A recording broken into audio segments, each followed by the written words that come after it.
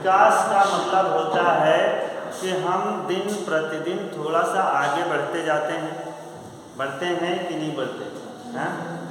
यही विकास कहलाता है। वृद्धि और विकास दो बातें हैं। तो विकास तो अपने आप से होता है, अगर हम वृद्धि करते हैं तो विकास अपने आप होगा। जैसे हमारा विकास उस कमरे से इस कमरे में अपने आप हुआ ना, लाइब्रेरी की वृद्धि हुई और हमारा विकास अपने आप हो गया। वैसे ही है, अगर जैसे हम मान लो एक एग्जाम्पल के तौर पे कि अगर देश की जीडीपी में विकास हो रहा है, वृद्धि हो रही है, तो इसका मतलब यह है कि देश हमारा विकास कर रहा है ना? यही तो है ना। गरीबी हमारी कम हो रही है तो इसका मतलब है कि हम विकास की तरफ अग्रसर हैं, विकास हमारा हो रहा है। तो ये वृद्धि और विकास में अंतर होता है। तो वृद्धि और विकास लगभग एक ही है, लेकिन फिर भी अगर उसमें अंतर किया जाए तो बहुत अंतर है। तो वृद्धि और विकास दोनों समझ लो, विकास तभी होगा जब वृद्धि होगी। अगर वृद्धि नहीं होगी तो विकास संभव नहीं है। ठीक है ना? इतनी बात समझ में आ गई। तो अब वही हम देखने चल रहे हैं कि जो आर्थिक विकास है उसको प्रभावित करने वाले तत्व कौन कौन से हैं। पहली बात तो ये है कि जनसंख्या भी विकास को प्रभावित करती है कि नहीं करती है? अब प्रभावित करने का मतलब देखो, धनात्मक ऋणात्मक दोनों हो सकता है ना? धनात्मक का मतलब ये है कि उसको और आगे ले जा रही है, ऋणात्मक का मतलब है उसको पीछे धकेल रही है। तो जनसंख्या तो सब लोग जानते हैं कि विकास कर रही है या नुकसान कर रहा है। जनसंख्या बताओ हमारे देश के लिए क्या है? लाभदायक है कि हानिकारक? हानिकारक है। लेकिन हमने देखा है कि जिस एक पिता हो, उसकी 5 संतानें हों और पांचों अच्छी हों। अच्छी का मतलब समझ रहे? अच्छे का मतलब है कि सब मिलजुल के रहते हों, एक अच्छे परिवार की तरह रहते हों, तो हमने देखा कि वो विकास कर रहे हैं। तो उसमें क्या कहेंगे? बाधक है विकास के लिए। अल्प विकसित देशों में होगी जनसंख्या, तो अल्प विकसित देशों में ही जनसंख्या ज़्यादा है और जो विकसित हैं उनके यहाँ जनसंख्या कम ही है, तो तभी वो विकसित हैं। तो देखो, जहाँ पे हम जनसंख्या को कहते हैं कि ऋणात्मक प्रभाव डालती है, तो एक साइड में ऋणात्मक प्रभाव डालती है, दूसरी साइड में धनात्मक प्रभाव भी डालती है। ऋणात्मक प्रभाव कैसे डालती है? ऋणात्मक प्रभाव ऐसे डालती है कि हमारे यहाँ रोजगार की समस्या हो जाती है। उत्पादन तो उतना है नहीं जितना खा लेते हैं हम लोग, हाँ? तो वो एक समस्या, रोजगार की समस्या है ही। तो ऐसी जो समस्याएं रहती हैं, इनकी वजह से हम ऋणात्मकता की ओर चले जाते हैं। और धनात्मकता का मतलब है कि अगर जनसंख्या है तो जो काम नहीं हो पा रहा है, जो मशीनों से करना है, वो हम खुद ही कर लेते हैं, तो ये धनात्मक है। तो जैसे हमने अभी 5 का एग्जाम्पल दिया, तो उनके यहाँ मान लो 5 को जॉब मिल गई, 5 ने अच्छी मेहनत की, अच्छी जॉब मिल गई, तो उनका विकास हो गया, है ना? जो काम 1 लोगों को करना था वो 5 लोगों ने मिलकर कर लिया, वो काम ज़्यादा हो गया, तो यहाँ पे धनात्मक प्रभाव पड़ गया। तो जनसंख्या भी आर्थिक विकास को काफ़ी हद तक प्रभावित करती है। और जनसंख्या के बाद क्या हो सकता है? जनसंख्या के बाद पूंजी निर्माण की दर। पूंजी निर्माण जानते कि नहीं जानते? जहाँ जनसंख्या ज़्यादा होगी पूंजी कम होगी, है ना? क्यों? क्योंकि खर्च ज़्यादा कर डालेंगे। अगर एक पिता कमा रहा हो और उसके 5 बच्चे हों, तो 5 पे ज़्यादा खर्च होगा, या अगर 2 हों तो कमाई तो उतनी ही है। बच्चों के हिसाब से कमाई थोड़ी घट बढ़ रही है। तो जहाँ 5 बच्चे होंगे उन पे ज़्यादा खर्च हो जाएगा, तो वहाँ पूंजी का निर्माण कम होगा। और जहाँ कम होंगे, जनसंख्या कम होगी, वहाँ पे पूंजी का निर्माण ज़्यादा होगा। तो ये अल्प विकसित देशों की एक विशेषता ही है कि जनसंख्या ज़्यादा होती है, पूंजी निर्माण कम होता है।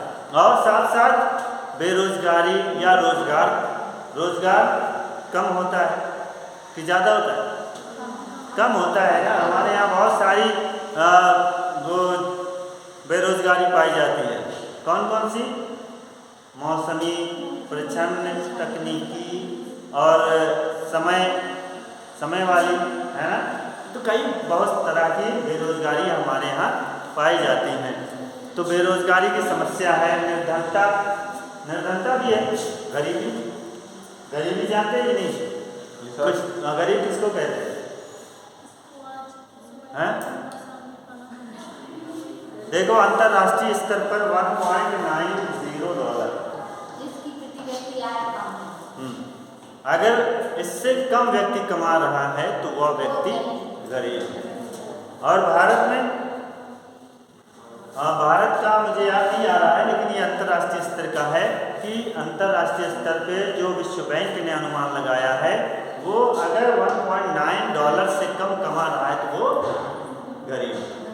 अपने यहाँ गरीबी रेखा बनाई गई ना, एक ये रेखा बनाई गई, नीचे वाले BPL हैं और ऊपर वाले APL हैं, एबव ऑफ पॉवर्टी लाइन, और ये बिलो पॉवर्टी लाइन, और ये क्या है?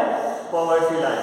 यही लाइन जो है, हाँ, इसका जो है आपको 2400 कैलोरी, कितना? 2400 कैलोरी अगर एक व्यक्ति एक दिन में पा रहा है ग्रामीण क्षेत्र में, तब वह गरीब नहीं है। ये भारत का। और अगर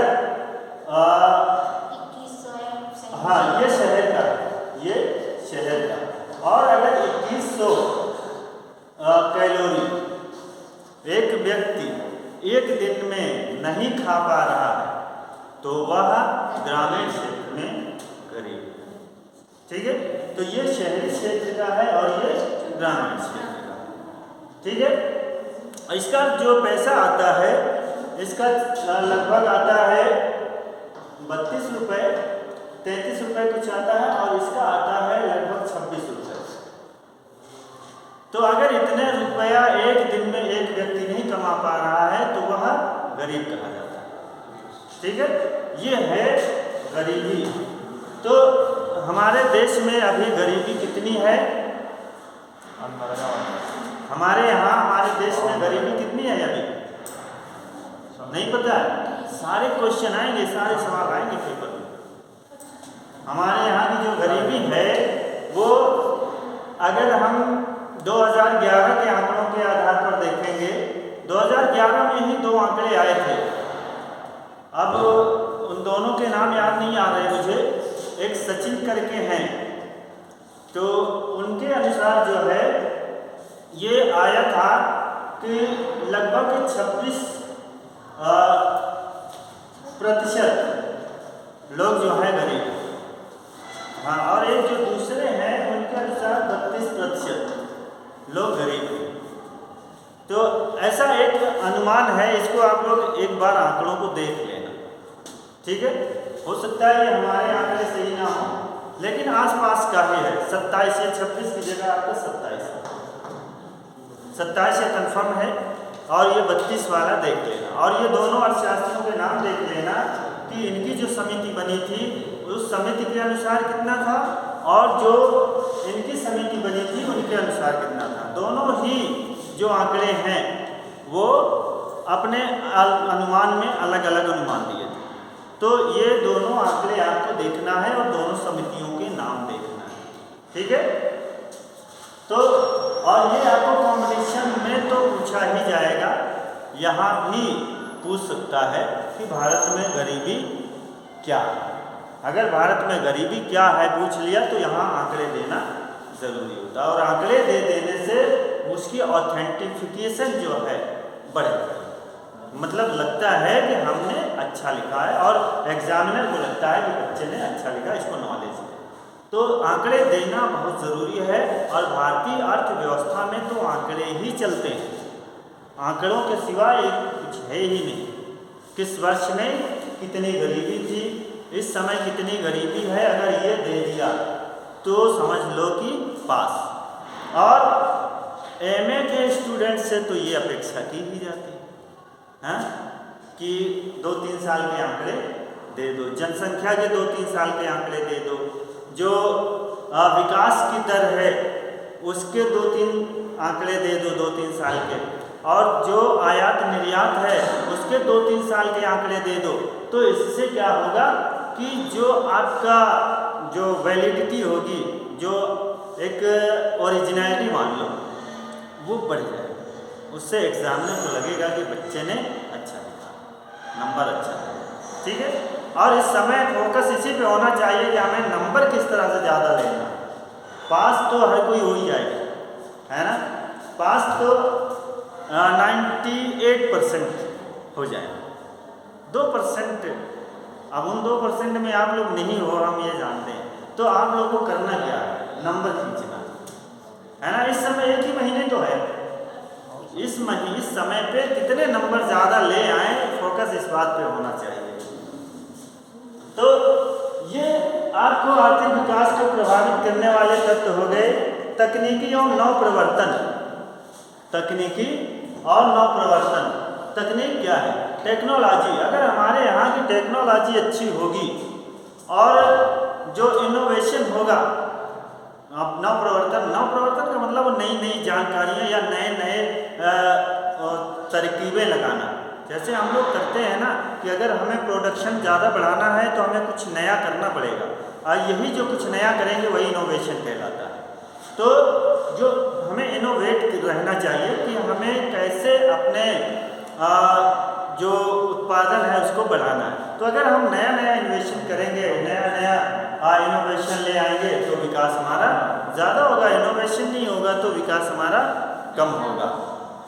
तो ये और प्राकृतिक साधन अभी देखो हमारे यहाँ बारिश हो गई थी, जिस समय सिंचाई का समय था उसी समय बारिश हुई थी, तो फायदा हो गया, बहुत अच्छा, किसानों के लिए बहुत फायदा हो गया।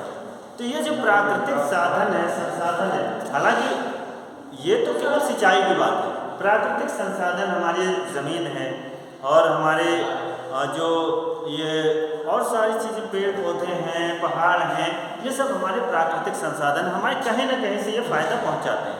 तो जिसके यहाँ जितना प्राकृतिक संसाधन होगा वो उतना ही अच्छा विकास करेगा। जैसे ललितपुर में काहे की खाने हैं, यूरेनियम है, प्लस एक और जो पत्थर निकालते हैं, क्या बोलते हैं, ग्रेनाइट है ना, ये प्राकृतिक संसाधन है।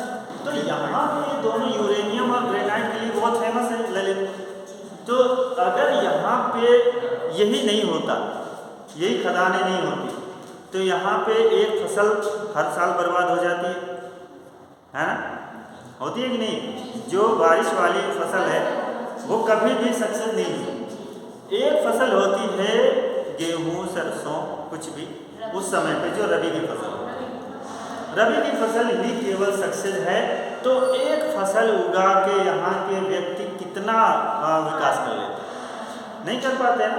तो यहाँ सबसे प्लस पॉइंट यही है कि यूरेनियम और ग्रेनाइट, ये खदानें जो हैं हर व्यक्ति को लगभग रोजगार दिए, और जिनको उसमें रोजगार नहीं मिला है वो पत्थर काट काट के बेच लेते हैं।